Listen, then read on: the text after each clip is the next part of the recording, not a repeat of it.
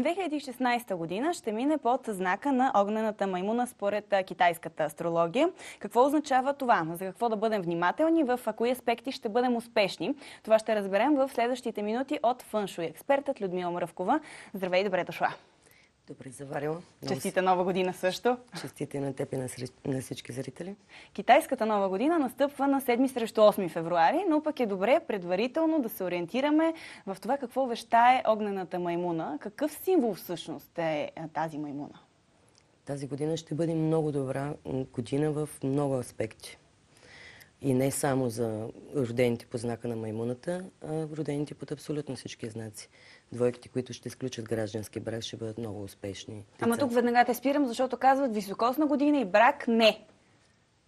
Тази година все пак е високосна. Така е, но маймуната ще донесе на всички сключили брак много щастие и успех.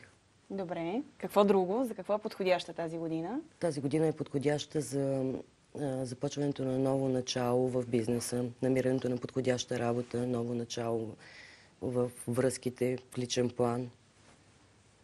За много неща ще помогне маймуната. Добре, да кажем, че според китайския календар, родените през 1920, 1932, 1944, 56, 68, 80, 92 и 2004 са маймуни. Какво означава това да си определения китайски знак в съответната година и какво вещае тя? Всяка година, която е преминала пред определен елемент. Тази година елемента е огън. Като цяло, затова се нарича огнена маймуна. Добре, а за всички останали знаци, какво значение има тази година? Тази година ще бъде много добра за всички знаци, за разлика от други години, когато много голяма част от знаците трябва да се предпазват от много неща. Тази година маймуната ще донесе късмет и благополучие на всички. Съпътстващи животни са дракона, мишката, змията като цяло. Но тя ще носи късмет и на абсолютно всички останали. Кои са плановете, в които трябва да бъдем по-внимателни и за какво не ни помага маймуната? Да, тази година има нещо много важно в здравословен план. Абсолютно всички, които страдат, особено от хронични заболявания, трябва да си обърнат внимание, тъй като година на болестите като цяло. Тоест трябва да бъдем по-внимателни. Абсолютно, да. Тя ще ни донесе много щастие, много късмет, много богатство. Всички характерни черти на маймуната ще ни помогнат за всяко ново начало, но специално за здравето трябва да обърнем много сериозно внимание. Добре, важно е да имаме всеки един от китайските символи на съответната година в дома си. В каква форма трябва да присъства маймуната? Миналата година, 2015, беше на дървената коза. Аз си спомням, че ти дори ми подари една такава. Сега, от какъв материал, под каква форма, статуетка, къде трябва да бъде разположена? Аз много съжалявам, че не успях тази година да ви донеса каквото и да било заради атмосферните влияния, снега и така нататък. Но всеки може да намери маймуна в нашия център, която е подходяща за тази година. Фъншуй маймунки тази година има и върху жабки седнали, тъй като маймуната ще помогне много за финансовия просперитет на абсолютно всички хора. Така че се активира много финансовия късмет като цяло. Могат да намерят много неща при нас и другото, което подготвяме и много хубави курсове, които са онлайн. Тази година ще могат всички желаещи да се запишат и онлайн от всички части на света да ги следят. Какви курсове? Курсове онлайн имаме на различни теми. Изпращаме съответни линкове на всички желаещи. Свързани с годината на маймуната? Да, с годината на маймуната и с теми, които те желаят. Добре, важно ли е къде точно в дома поставяме съответната статуетка на маймуната? Има ли значение това? Важно е, естествено. Зависи от това, какво искаме да постигнем, поставяме в различни сектори. Добре, ако искаме да постигнем, да речем, по-добро финансово състояние. В сектора на богатството поставяме. Който е? На юго-исток. Към абсолютно всеки продукт при нас има описание. Така абсолютно всички закупили от нас продукти ще знаят какво носи въпросния продукт, дали ще е маймуна или някои от съпътстващите животни и съответно ще знаят къде да я поставят. Има ли значение дали ще е хол, спалня или е важен всъщност само ъгъла? Важен е сектора. Един сектор не се намира само в ъгъла, той се намира в неговата си част. Добре, юго-исток, ако искаме пари, ако пък си мечтаем за любов, хармония, разбирателство. Сектора на семейството. Който е? В момента не мога да се сетя за точната посока. Добре, важни ли са цветовете и кои са цветовете на маймуната тази година? Абсолютно важни са. Съответно, говорихме, че елемента е огън, така че цветовете, които би трябвало и дори да носим, са червено, оранжево. Това са цветовете като цяло. Добре, нека да кажем и за нашите зрители, които тепърва ще се нанасят в нов дом. Важно ли е да направят някакви специални ритуали, свързани с годината на маймуната? Има ли нещо такова? Има много важни неща, които би трябвало да се направят, когато влизаме в нов дом. Те не са свързани точно специално с самата година. Всяка година се правят едни и същи ритуали като цяло. Защитава се дома, изолира се от вътрешни и външни стърчащи ръбови ъгли. Съответно, спазваме първото основно нещо с принципите по фъншуи. И след което минава 12 месеца и тогава се смята дома за наш. Трябва да мина 12 лунни цикъл като цяло. Какво се случва след това? По какъв начин се Тогава хармонизират енергиите? напълваме дома с нашата енергия. Има много неща, които могат да помогнат на зрителите при желание, могат да се допитат до нас. Тази година и миналата ние наблягахме много на личните неща, които изработвахме на зрители, като лични амулети, органите, всякакви неща, които са 99% от скъпоценни камъни, тъй като знаем, че камъните, освен че лекуват редица заболявания, те дори променят части от характера на човек. Те са една от най-големите информационни матрици, но имат свойство да бъдат закодирани допълнително. Затова при изработването на нещо лично, било амулет, органит, ние активираме личния амулет, да кажем, спрямо всеки лунен цикъл. Амулета бива започван в цикъла, в който отговаря за желанието на човека. Различните цикли са за различни желания. Ново начало е новолуние. Да кажем, наркомании са на намаляваща луна. И така нататък. Различни, като ги изработваме от компилация от различни енергийни практики. Рейки, прана, шамбала, универсална енергия. Задължително използваме български практики. За нас те са най-силните практики и български наричания. След като мине лунния цикъл и биват изработени и минали през абсолютно всички ритуали, те се затварят и се изпращат на клиента или той да си вземе нещата. Какви са тези български практики? Като че ли не свързваме много фъншуй с българското? Погрешно да не свързваме фъншуй с българското. При разкопките на Плиска, освен че е открита розетата на Плиска, е открита изображение на Генеша, статуетка на слон. На нас тези неща не са нечущи. Китайците са имали тези 12 животни, но тяхният календар е бил лунния, несъвършен. Налагам се през определен период от време да правят 13 месец. Така наречения месец на бухаване на совата. Последствие вземат нашия праборски календар и сега не е годината на козата по китайски календар, не предстои годината на маймуната по китайски календар, а по нашия праборски календар. Свързани са нещата.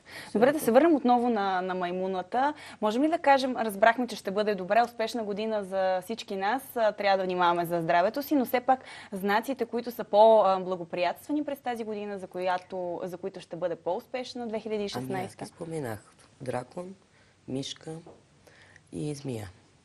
Добре, а кой трябва да бъде по-внимателен? Кои са знаците, които са по-застрашени? Всички останали знаци, но тази година няма да има особено катаклизми.